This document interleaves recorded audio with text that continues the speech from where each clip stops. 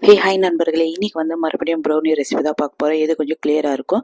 ஒரு மிக்சிங் பவுலில் 2 முட்டையை போட்டு நல்லா மிக்ஸ் பண்ணிக்கோங்க. மிக்சரை வச்சுட்டு அதுக்கப்புறமா நான் வந்து முழு சர்க்கரையை ஒரு கப் ஆஃப் எடுத்து அதுலேயும் போட்டு நல்லா மிக்ஸ் பண்ணி எடுத்துகிறேன். அதுக்கப்புறமா ஒரு மூடி எசன்ஸ், வெண்ணிலா எசன்ஸ் போட்டு அதையும் நல்லா பீட் பண்ணிக்கிட்டு நல்லா பீட் பண்ணணும். இந்த மாதிரி இருக்கணும். அதுக்கப்புறமா இந்த டார்க் சாக்லேட்டும் பட்டரும் போட்டு நல்லா மெல்ட் பண்ணி அதில் மிக்ஸ் பண்ணிட்டேன்.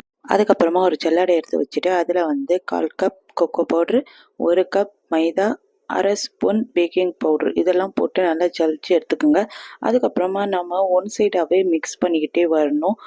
மிக்ஸ் பண்ணிக்கிட்டே வர டைமில் நமக்கு ப்ரௌனி ரெடியான பதம் கிடச்சிரும். அதுக்கப்புறமா ஒரு ட்ரேயில் போட்டதுக்கப்புறமா அதில் வந்து நம்ம இந்த மிக்ஸ் பண்ண ப்ரௌனி லிக்விடை போட்டுட்டு நல்லா பபுள்ஸ் வராத அளவுக்கு தட்டி விட்டுறலாம். அதுக்கப்புறமா நான் வந்து கொஞ்சம் நேரம் அவன் ஃப்ரீ ஹீட் பண்ண வச்சுட்டேன். இதுக்கு மேலே டெக்கரேட் பண்ணுறதுக்காக நான் முந்திரியும் பாதாமும் தான் எடுத்துருக்கேன். அது போட்டு இந்த மாதிரி நான் திருவி விட்டுடலாம். பார்க்குறதுக்கு இன்னும் லுக்காக இருக்கும், க்ரன்ச்சியாக இருக்கும், சாப்பிட்றதுக்கும் நல்லாயிருக்கும். இது ரெடி பண்ணதுக்கப்புறமா நான் எடுத்து அவனில் விட்டுட்டேன். 45 மினிட்ஸ் இல்லை 40 மினிட்ஸ்க்கு அப்புறமா எடுத்தோன்னா சூப்பரான டேஸ்டான ப்ரௌனி ரெடி ஆகிடும். உண்மையிலே ரொம்ப ரொம்ப அல்டிமேட்டாக இருந்துச்சு. நான் வந்து கட் பண்ணி பீஸ் போட்டும் எடுத்து வச்சுட்டேன்.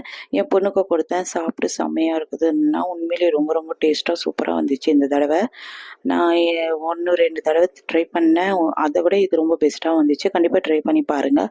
வீடியோ பிடிச்சிருந்தா லைக் பண்ணுங்கள், சப்ஸ்கிரைப் பண்ணுங்கள், எனக்கு சப்போர்ட் பண்ணுங்கள். பாய்.